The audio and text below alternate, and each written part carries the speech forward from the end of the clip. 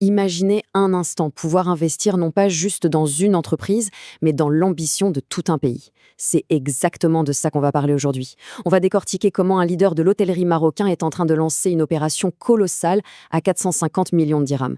Et croyez-moi, ce n'est pas juste pour mettre un coup de peinture. La vraie question, elle est là. Comment est-ce qu'une boîte privée peut d'un coup devenir un des moteurs d'un rêve national? On va voir que cette histoire, c'est bien plus qu'une simple transaction financière. C'est en fait une fusion quasi parfaite entre les intérêts d'une entreprise et ceux d'une nation. Et au cœur de cette manœuvre, on trouve Risma. Si on a déjà mis les pieds au Maroc, il y a de fortes chances qu'on soit passé devant un de leurs hôtels. Peut-être même sans le savoir. Avec presque 30 ans d'existence et 24 établissements, ce n'est pas un petit joueur, c'est un vrai poids lourd du tourisme local. Alors, on peut se demander, pourquoi lever autant d'argent et pourquoi maintenant? Eh bien, la réponse, elle ne se trouve pas que dans les comptes de Risma, mais bien dans les ambitions du Maroc tout entier. Allez, on plonge dans ce plan de croissance. En fait, Risma n'agit pas seul dans son coin. L'entreprise surfe sur une vague bien plus grande, la vision nationale pour le tourisme. Et là, les objectifs sont franchement vertigineux. On parle d'attirer 30 millions de touristes, de générer des milliards. C'est dans ce contexte que le plan de Risma prend absolument tout son sens. Et non, ce n'est pas du tout une coïncidence. Le patron de Risma le dit lui-même, noir sur blanc comme on peut le lire, ils appuient sur l'accélérateur pour accompagner l'ambition du pays. C'est un alignement stratégique comme on en voit rarement entre le privé et le public.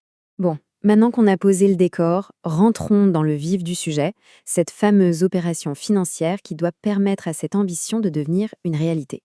450 millions de dirhams. C'est un chiffre qui peut sembler un peu abstrait comme ça, mais pour se faire une idée, c'est le genre de budget qu'il faut pour construire un, voire plusieurs hôtels de luxe en partant de zéro. C'est un véritable jet de kérosène que Risma voit injecter dans son moteur de croissance. Comment on fait ça? Eh bien, via une augmentation de capital.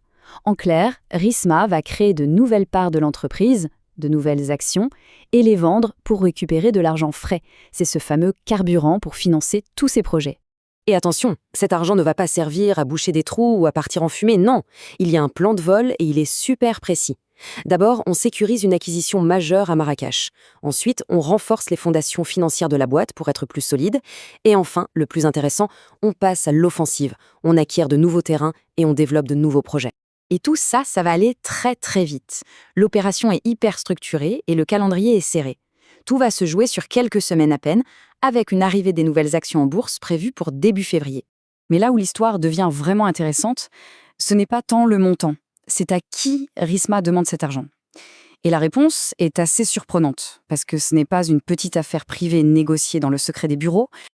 Risma a fait un choix fort, celui de supprimer le droit préférentiel de souscription. Ok, le terme est un peu barbare, j'avoue.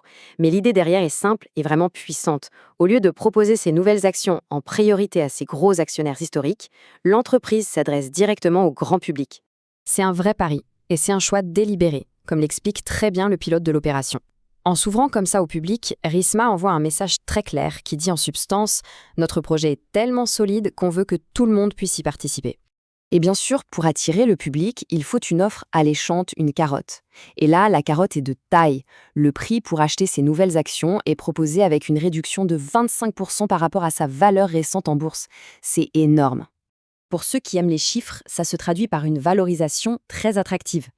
Si on prend un indicateur clé, le fameux ratio cours sur bénéfice, Risma se situe autour de 17, alors que le marché est plutôt à 21 ou 22. Pour le dire simplement, c'est un peu comme si on avait la possibilité d'acheter un produit de grande marque avec une très belle remise par rapport au reste du magasin. Alors, qu'est-ce que ça change concrètement? Eh bien, ça va doubler ce qu'on appelle le flottant. Le flottant, c'est la part des actions qui circulent librement sur le marché, que n'importe qui peut acheter et vendre. En passant de 10 à 20%, l'action Risma va devenir beaucoup plus facile à échanger, ce qui est essentiel pour attirer de nouveaux investisseurs. Ce n'est pas juste un détail technique. 20 ans après son arrivée en bourse, c'est comme si Risma entamait un tout nouveau chapitre, une saison 2 de sa vie boursière. C'est un vrai tournant stratégique. Bon, tout ça c'est bien beau, mais une fois l'opération terminée, qu'est-ce qui se passe? Concrètement, à quoi va ressembler l'avenir de Risma? La feuille de route, elle est limpide. Aujourd'hui, on a 24 hôtels. Demain, grâce à ces 450 millions, l'objectif c'est d'atteindre 28 hôtels et de passer la barre symbolique des 5000 chambres d'ici 2030. C'est un plan de croissance concret, chiffré et maintenant financé. Mais le signal le plus fort, finalement, ne vient peut-être même pas du marché. Il vient de l'intérieur de l'entreprise. En parallèle de l'offre au public, une autre levée de fonds, plus petite, est organisée, mais celle-ci est réservée aux cadres et dirigeants. Et quand les capitaines décident de mettre leur propre argent dans le navire, c'est sans doute le vote de confiance le plus puissant qui soit. Et on boucle la boucle, on revient à notre question du début. En choisissant de s'adresser au public pour financer son avenir, Risma fait bien plus qu'une simple opération comptable. C'est un pari, un gigantesque vote de confiance, pas seulement en sa propre stratégie, mais dans le potentiel de tout le secteur du tourisme au Maroc. C'est la petite histoire d'une ambition d'entreprise qui rencontre la grande histoire d'une ambition nationale.